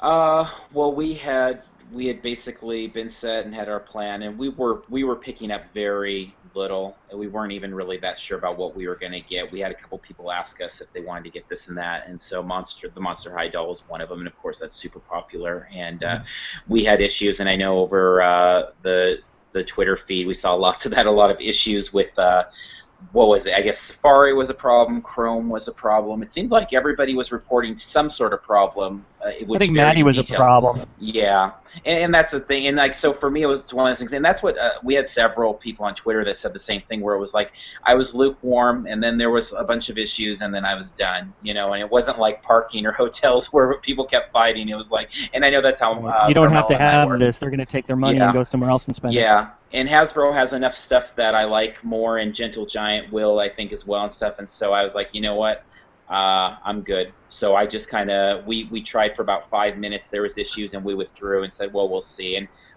we'll see. Maybe we'll pick something up at the show. And a lot of times things we've wanted have still been sitting there on Sunday, and you can just walk right up. And so we'll see. But there's nothing that I'm too worried about that I need. And, you know, yeah. I got that Cars set. Yeah, because I think cool it looks set. Awesome. It yeah, is, yeah. It look nice. Yeah. A lot of stuff with Maddie, there's the thing of just they have a really bad reputation with customer service in a lot of different ways and giving fans, at least especially in the DC universe line and things like that. And there's been a lot of different things there. And then just the service at the booth has been kind of a consistent concern. I mean, I have a lot of stories about that, the actual pre-sale room and things like that, and not being treated most kindly by the employees there and stuff. And so it's one of those things that's just like, do you really want to even give your money there that much? And there's some people that are diehard Maddie fans, and that's great, and keep up with it and stuff. But for me, it just wasn't that big of a deal. And the thing is, when you look at the prices, like the Star Wars Hot Wheels set, for example, it's cool, but you're paying $40 for a Hot Wheel car in a really cool box, and it is cool, and it could be worth $1,000 in a few years. But when you start looking at just some of the value on some of the items that you're getting from the different places, there's a lot of questions. Yeah, and I mean, you approached it from a sometimes from a profit standpoint. You'll pick it up to flip. Yeah. Whereas I'll just look at things to say what do I like on my mantle, and that's what I'm going to get and keep. Yeah. And I think, I was like, well, that one will be nice. But, some of the other ones, I was thinking the Hot Wheels one, but then I was like, well, I don't really need it, and if it goes out, that's fine. I'll just spend my money somewhere else. Right. So, that we talked a little bit about last week, but that Hasbro Dinobot set has because I've never been too big on I mean, they're fine, but the Transformer exclusives at Comic-Con, just because they're really expensive. They always look cool, but they're just really expensive. But to me, the Dinobots one is so cool, and it's so retro with the playset. And so, if we're gonna spend, $160 or whatever dollars is on that, that's gonna make us not spend much money, if any, at Maddie or places like that. So yeah. All right, James, you're still there, right? Ha! This is not my area. Yep. All right. But what about Funko? Is there just too much that you just didn't even want to talk about it? Too much. There's too much. Yeah. Everybody knows Funko. We posted. There's a million things. Go check it out. Yeah. Blah blah blah. Right. Nothing against Funko. It's just that Funko's Funko. They got a lot of stuff. So All right. much. The last thing I want to talk about is the extracurricular activities. Mm-hmm. So it's this art studio started by a couple of animation artists. Mm-hmm. The husband and wife duo. So the wife works for Disney, and the husband does stuff for DreamWorks, which is kind of interesting. And they started this art studio together, and I mean, it's interesting because we have a couple of people that help us out, digging up information for the site, and so Lisa helps us out. Carrie finds tons of stuff. Obviously, Carrie's a great writer as well, and you guys know her from the SDConCast, but. She, I can't remember who actually found this, but it was an Instagram photo, and I reached out to them, and it ended up being that you guys had actually seen some of these prints before, and I'm sharing this now. Yeah. I have so one this right is here. Yeah, this is the one that you have. Yeah. It's the and it doesn't look like this, but it's a custom one, so you can order it, and there's options that they can customize it, so you can get different hair colors and things like that, and they'll send it to you. But they also had some pre-printed ones that you got. Where did you get it at Comic-Con before, or where'd you get it? Yeah, I got it at Comic-Con. Yeah, the print. Yeah, probably a couple years ago. You said, right? Yeah, I think it was like 2. Yeah, I think it was like 2 years ago, and they just had a little booth or a little table in Artist Alley, and yeah, I have it right here. Oh, cool. There you go. And yeah, it just is. It was one of those things. Like, there's not a lot of things at Comic-Con as much stimulation as there is that are like, I got to get that. But this was one, like, the second we saw it, it was like there was no doubt we had to get it, and so we bought it and brought it home and put it in a display. But yeah, I mean, the cosplay in the background, and it's just such a cool looking, Oh, let me. There you go. Yeah. Yeah, I love the stuff they do. Yeah, I love that, and it's. You still showing it? Oh, yeah. Oh, there you go. Yeah, it's really nice, and so I think our readers felt the same way you did, because we posted this online. So basically, here's this year's, and it's a work in progress. So this isn't finished. But you look at this, and it screams Disney, right? Because this is Victoria, I think, is what her name is, and she works for Disney, and so she made this print, and this is what they're going to be selling this year. So it's going to be at their booth, which is let me just see, 1734 over by Small Press. It's going to be $25. And we put this on the site, and I think, just like you, Sean, I think all of our readers fell in love with it as well, because it was it was very popular on the site, and I'm very happy because we can see like the clicks going out, and we had links to their site, and we sent them so much traffic. I was like, I hope every one of them, bought a print. Right. And I hope everyone stops by their booth. They seem like very, very nice people. And they are, yeah. Yeah, and it's one of those things that's why, like, for us, as much as we do like panels and stuff, it's why we don't do as much of the panels, is because we just want to walk the floor over and over and over again, because I think we came across that maybe like the second time of walking through the entire floor that year, and we just hadn't seen it, and then once we saw it, it was just like it was a must-have, and so we're really, if you've got a Comic-Con exclusive that speaks to what the San Diego experience is, we are always interested in it, and that one really does. Yeah, and also it attests to, you said that you'd rather walk the floor or do other things than stand in line in Hall H. I mean, this is a perfect example why, because you just never know what you're going to find on the show floor without walking around and just experience everything. You might miss one thing, but you might see something else that you didn't get a chance to before. So, all right, that's it for exclusives. James, you're probably woohoo about that. Yeah. Actually, I like exclusives. I just don't have the time to deal with them. Yeah. All right, so panel news. Tons of panel news today. Actually, the last couple of days. It's been insane. So today we got news of the Avengers, thanks to Collider. So the cast of Avengers is going to be flying out from London to Comic-Con, which is cool. And Mark Ruffalo hinted that there might be some Hulk footage that they will show, which is awesome because everybody loves the Hulk. Right. So that's awesome, right? Maybe we'll see Mark Ruffalo take over Hall H like Hiddleston, but as a CGI, some sort of holographic Hulk. Ooh. Oh, hologram Hulk, just like hologram Michael Jackson, right? There you go. All right, now that sounds like an awesome idea, actually. Doesn't it? That's really really go. cool. You heard it here first. Yep. All right. Anything else on Avengers? I mean, we knew it was coming. Right. Just how big and how much was the only question. Yeah. And it looks like it's going to be big. Yep. All right. Carrie's very excited about this. Teen Wolf is returning with the main cast, and some newcomers, and a booth, and some signings. So if you love Teen Wolf, you're going to get a lot of it this year. There's a Once Upon a Time panel, which is happening. What day? Did we say what day? Maybe not. But it is happening. So that's cool. We know that Jane Espenson is going to be there, and Edward Kitsis and Adam Horowitz. Yep. So they're all going to be there. Yeah, we don't know when, but probably Ballroom 20, I would imagine. Yeah. Typically. Great. Vikings coming back. We don't know if it's panel offsite or what, but Vikings had that really cool offsite with the boats last year, so that's going to happen again. Hannibal is going to happen on Thursday, so hopefully they'll get a Ballroom 20. All right, now I'm getting excited. So here's our first scoop of the year. We were the first to report it. We were sitting on it for like weeks, but there is going to be no Doctor Who panel this year. None. Zero. Zip. Zilch. So we had an inkling of it. Sunday now, though. Yeah, well, it opens up a big slot on Sunday for sure. Anything on that? You guys have anything to say about that? It's not super surprising. I think someone mentioned that 2010 they skipped out when they switched doctors, so it's not real surprising. But they have been having such a large presence the last few years, and it is surprising there's not a panel, even if it was just going to be something like, hey, look, this is the Doctor, and go from there, even if they don't show anything. Yeah. All right. So, go ahead, Sean.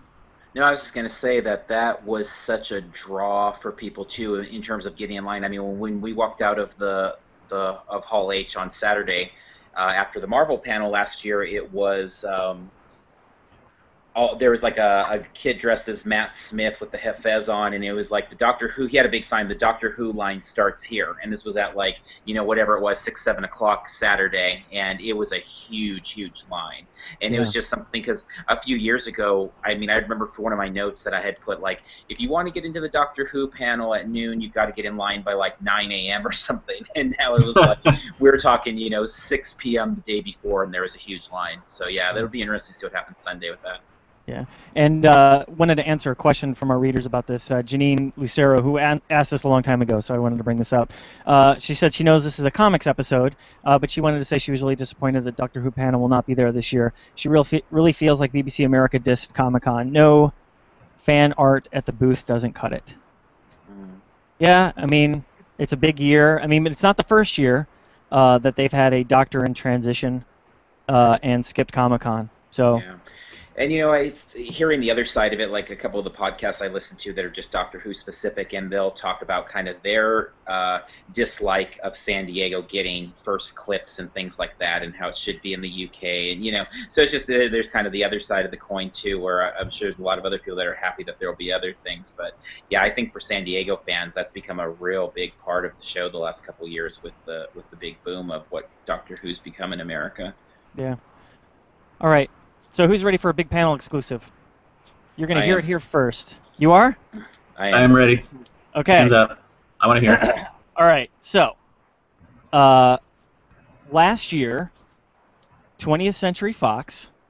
Do you remember, James? Remember you were there on Saturday, 20th Century Fox? I might recall. With the huge X-Men Wolverine thingy, right? Remember that whole thing? What was that? Like 20 people on stage for the X-Men panel? Yeah, probably like half of them are Academy Award nominees or winners. Yeah, it's crazy. Insane. It was just crazy.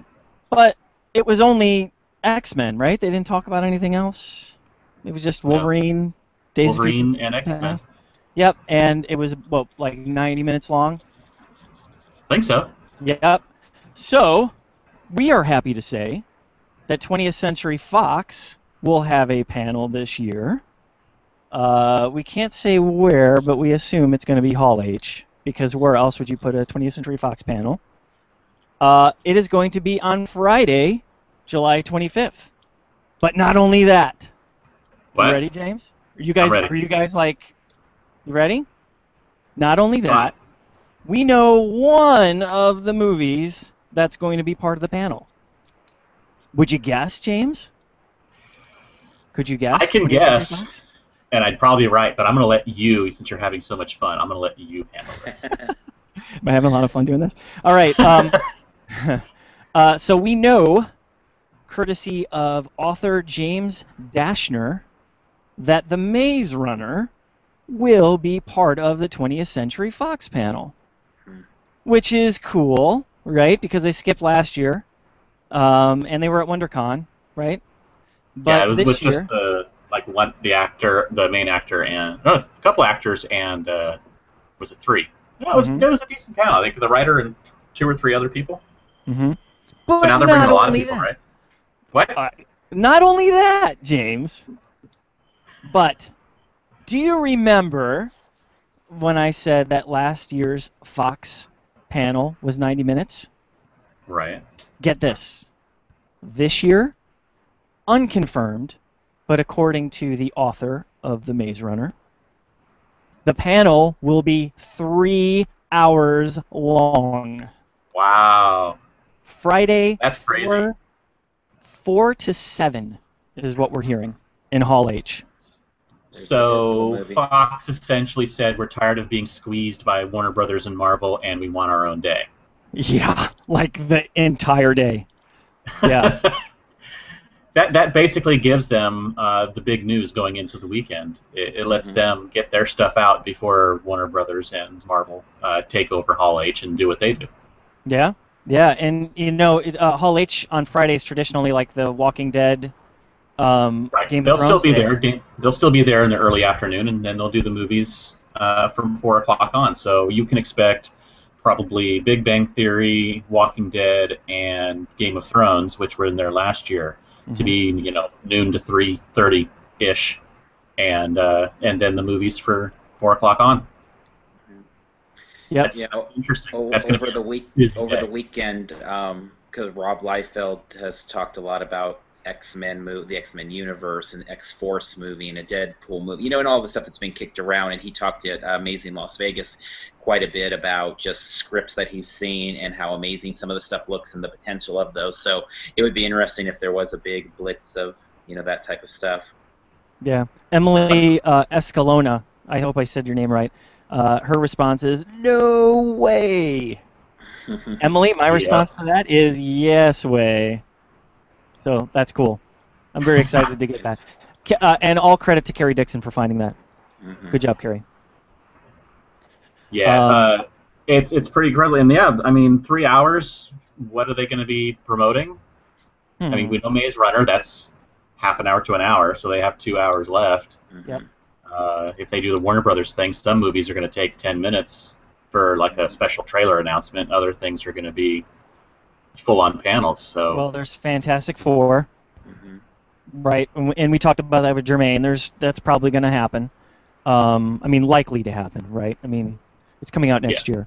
The other thing is, let's see. Well, we have a list, right? So we talked about Book of Life, which I don't know what that is. Secret Service, Fantastic Four reboot, the next X-Men movie, 2016. Right. Penguins of Madagascar, because that's now DreamWorks Animation is over on Fox. We also saw, I don't know how true this is because it's coming from a source that's linking to a source that we've never heard about, and they're saying that there might be a Deadpool thing, right? Who knows? Right. But that's all Fox. So, and if they got 3 hours to fill, that's going to be a lot. Do you think that they're going to try and do the WB thing and have the full slate of hero movies announced for the next 3 years? And maybe do that at Comic-Con? I think they have to, right? Because they're the last, if you look at kind of the holy trinity of Marvel movie licensees, you've got, Disney and Marvel doing their universe. You've got Sony and Spider-Man doing their universe. And then you have Fox, which, like Mark Millar is a creative consultant for their universe. And he's talked about... he's been involved in Simon Kinberg and all those guys. They've been involved with the X-Men movies, and we have Wolverine and the standalones, but you could see that they're really trying to expand that universe with Quicksilver and Scarlet Witch and that stuff. But they always said that they have Fantastic Four as well. They have all the mutants, right? And there's a lot of crossover in between because they basically have. They have the other side of the galactic universe, whereas Marvel has Guardians and Thanos. Fox has Galactus. So, they could come out and say, look, here's our, movie slate through 2018, and we're rolling them out, and it's going to be awesome. Yeah. And I think that X-Men universe is so large. Like, the Spider-Man one, however we feel about Amazing Spider-Man 2, the Spider-Man one, that's a much thinner universe no matter how you... I mean, there's Scarlet Spider, there's a lot of stuff you can do, but still it's a lot thinner. But that X-Men universe, I mean, X-Force could easily have a big movie franchise, and obviously X-Men, and there's various versions of the X-Men, and then you could do all the standalones, whether it's with Deadpool or the more Wolverine, and they could really pull out 7, 8 movies quite easily in terms of, especially now with all the positive momentum from Days of Future Past and kind of resetting the table for that universe. So yeah, that seems very likely with a 3-hour block. Yep. Yeah. All right. So that's our big panel exclusive. Isn't that awesome? That's very pretty cool. That is cool. So that's also going up on the blog very shortly. So you'll be able to check that out. All right, let's get back to the outline. Other news. So we've got T-shirts, the Comic-Con T-shirts up for pre-order. Those are cool. You got a favorite? Yeah. I've not looked at them yet. I was just barely got here from the road. That's right. You were actually in San Diego today. Yeah. The Jim Lee one's cool. Then they have the traditional Comic-Con one. Then they have a Toucan blog one, which is cool. So the pre-order system's so cool. That was such a smart idea from CCI to do the pre-order system. It's awesome. Yeah. I mean, it was almost getting impossible to get a shirt. Yeah. prior to that. And this way they can print as many as are ordered. They'll never run out. It's great. All right, banners are up in San Diego. So you've got the Big Hero 6 that went up earlier, and then the Guardians. So they have each Guardian has a banner. Except Rocket and Groot are sharing. Oh, and you guys already talked about that while I was gone. Love it. Rocket is on top of Groot's shoulder. Oh, that's awesome. And then buddies. And then the shuttle map was revealed. So the service starts 30 minutes earlier on Thursday than in 2013, but I don't think there's any other changes. So that's cool. I want to show also treat our viewers something. This isn't going to be a good radio, but I want to show you guys something. That you're seeing this first as well. So we actually we commissioned art from artist Otis Frampton, who's actually got a comic coming out very soon called Oddly Normal. It's going to be on Image. And he's going to be at Comic-Con. They're going to have preview issues. So not the full issue, but they're going to be handing out preview issues. He did sketches of the team. You guys want to see him? I do. Yeah. So, can you see this? This is me. That looks cool. Let me see. All right, you got that? That's me. Let's see. Does anybody know who this is? The shooter? Oh, I think that's me. Yeah, man. That's sweet. That's my favorite Avenger. Yeah. I love Hawkeye. And here's everybody's favorite. And he's wearing the right uniform, not that Marvel Ultimate Universe stuff. Who could that be? carrying a lot of junk and stuff. That might be me. Yep, and you got the badge too. There's the hat. Yep, there you go. The lanyard. Yep. Yep. That's I don't cool. feel right without a lanyard on, so that makes sense. You're wearing one right now. Yeah. And Carrie isn't joining us today. She's manning the boards. But there's Carrie, which is cool. Yes. And awesome. everybody knows Sarah. She's everybody's favorite Supergirl. So there she is, right there. So there you go. There's the team. Awesome. But wanted to announce something for our podcast listeners. We're going to be actually doing a giveaway for a lucky listener or reader of the site to get a free commission from Otis Frampton, along with signed copies of his preview issues of Oddly Normal, and some other good stuff. That's cool. So it's going to be cool. So and it could be anything. It could be you, or it could be your favorite comic book character or movie character. So check him out, and we'll release details on that shortly. So that is cool. All right, James. If I can work this. I think we're ready for your time. Hold on. Let me see if I can get this ready. Well, you can take it there. Nerd. Oh my gosh. That's good. You're really taking it to a level that I'm not quite sure that they're supposed to be analyzed on. Wait, I just think I thought of a really good one. Isn't that the question of the day? I can't wait. I love it. All right. The question of the day comes from... This is one for you, Sean. Clark Kent T. Oh, I think he got the last one last week.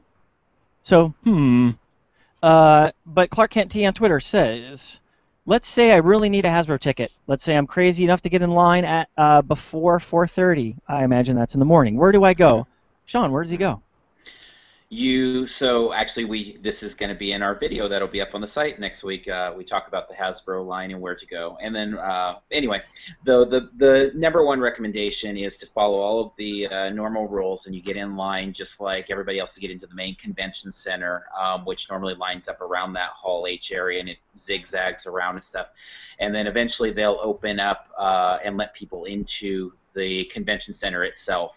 And so from there, you kind of bleed into three different directions: either sales to go down to the floor, ballroom 20-ish, that entrance we've talked about before that hooks around into the Hall F area, or you go behind sales, which is where the Hasbro line is, or Maddie, or people like that. And so getting there at 4:30, you'll be kind of mixed in with everybody that's getting into the convention center. And so once you go in, and obviously there'll be the people going into the ballroom 20 line as well, but that's all part of that as well. But then once you get inside, you go, and it's basically sales, but outside of sales, and it will snake down the stairs down to the marina. If you're there at 4:30, you should be, if past, every year it gets worse and worse, but at 4:30 you should be in good shape, and you should be somewhere about before the stairs going down, and you should get like a 10 o'clock, 11 o'clock ticket probably, and then you just come back. And really important on Hasbro, when you go back, so you'll get a ticket, you get a golden ticket, and you show up at the time of the ticket. Two things. One, so let's say you have a ticket for noon.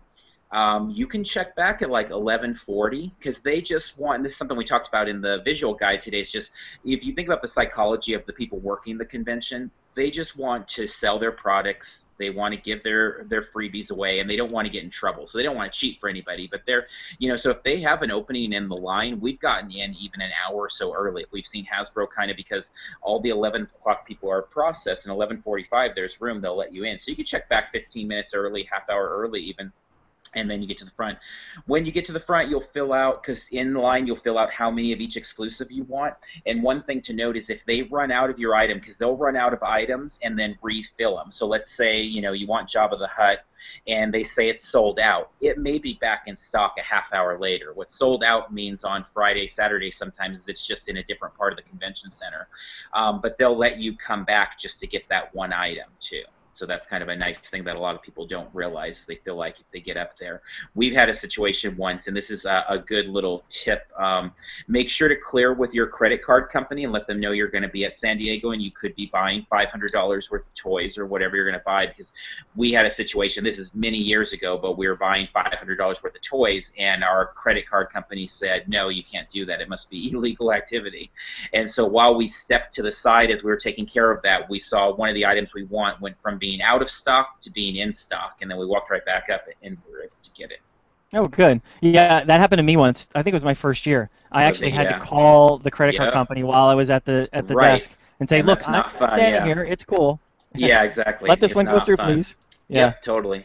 Yeah. All right, that was a great question and a great answer. Thank you, Sean. Thank you.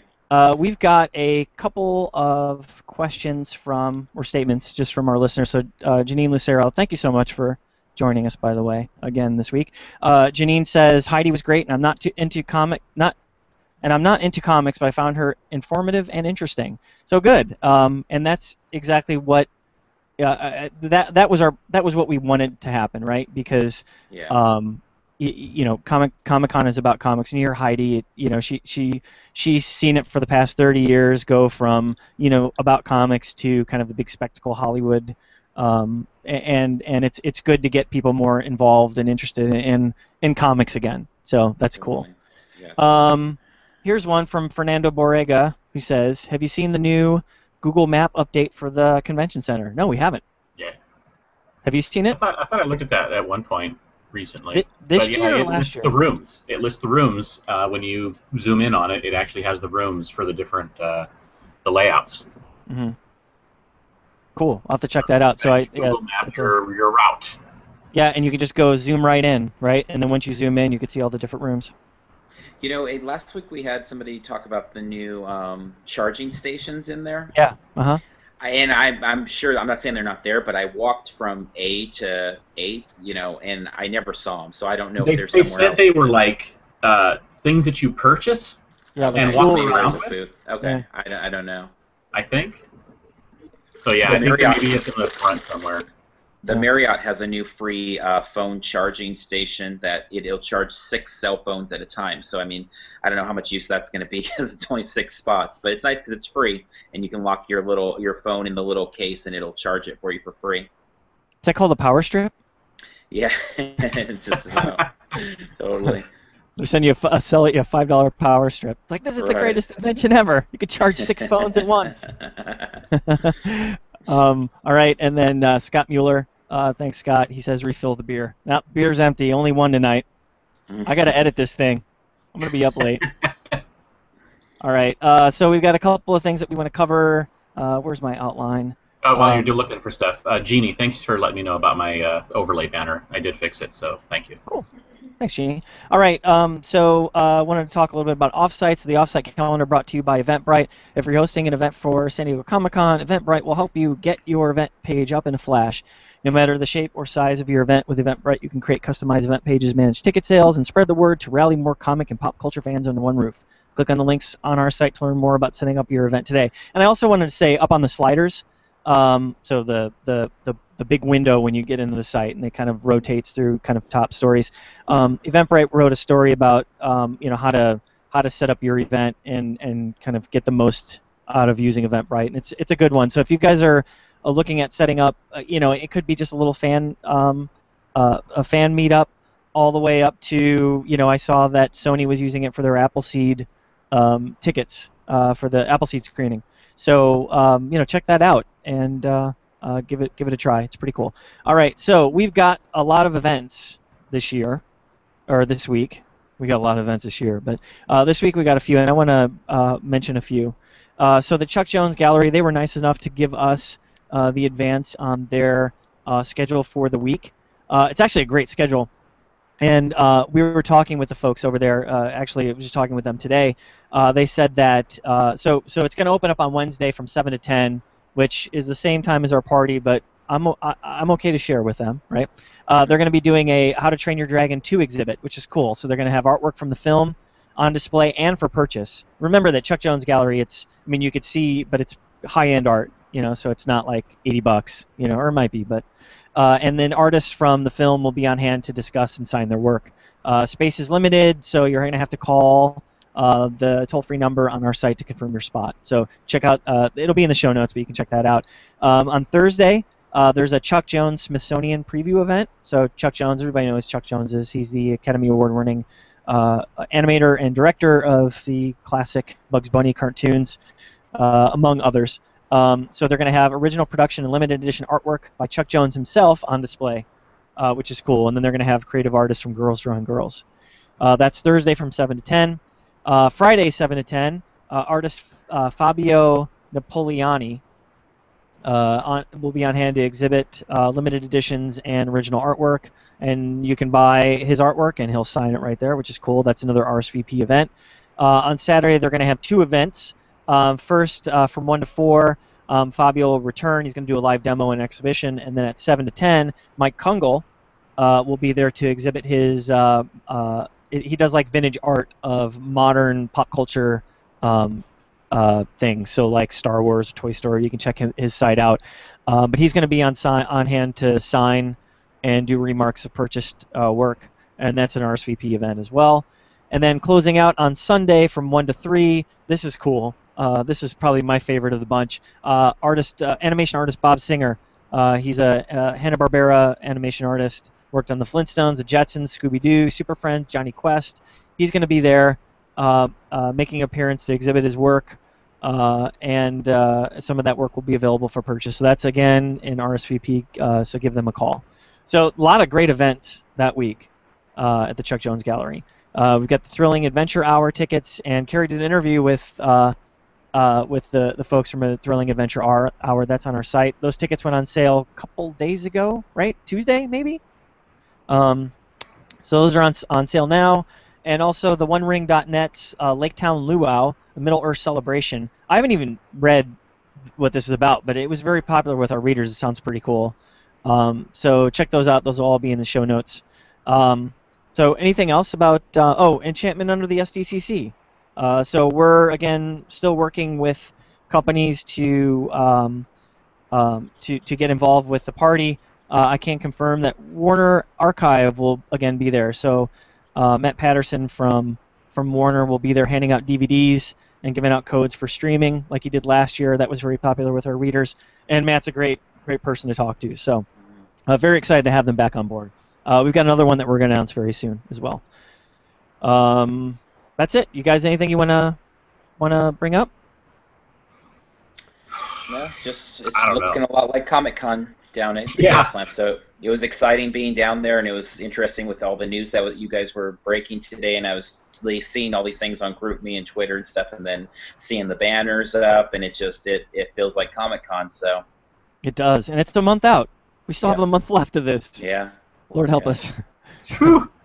I know, it's exhausting. Yeah, so in 2 weeks we get the official schedule released? Yeah. Excellent point, James. So one of our most popular events that the blog does every year is we do our schedule breakdown. So we started 2 years ago, James and I did. We're going to do it again this year.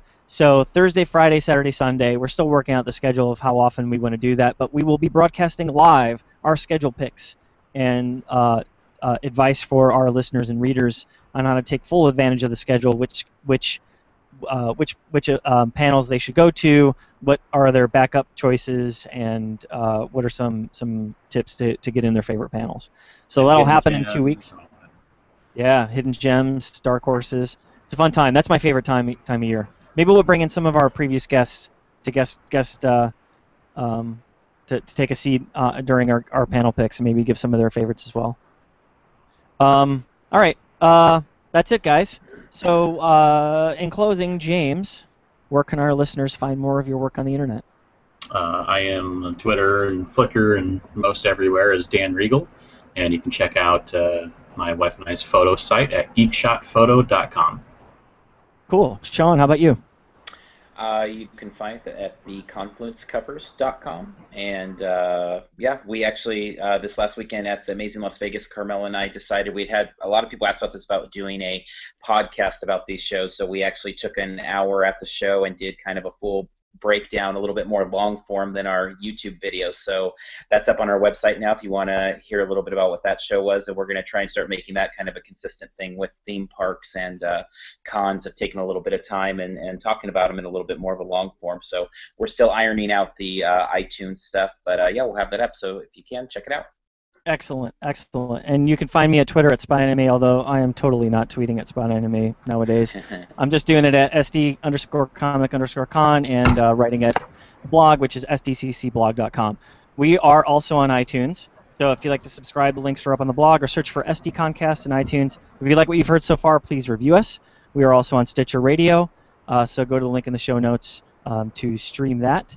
If you'd like to get a hold of us, you can send us an email at sdcomiccon.blog@gmail.com. You can find us at Facebook at facebook.com/sdconblog, or you can tweet us at sd_comic_con. Thanks for listening, and until next week, but we're not going to have a show next week because it's a U.S. holiday, so we're all going to enjoy the holiday. We'll be back in 2 weeks. But until then, who wants to send us off? Go shawarma. When Joss Whedon wrote you back, you almost had a heart attack. You still talk about it to this day. It's a memory that lingers on, like meeting Spike at DragonCon, or seeing Nathan Fillion in LA. What will your children think of Angel when they're grown? When they're grown, oh, will they love River like you did? When they're grown, when they're grown.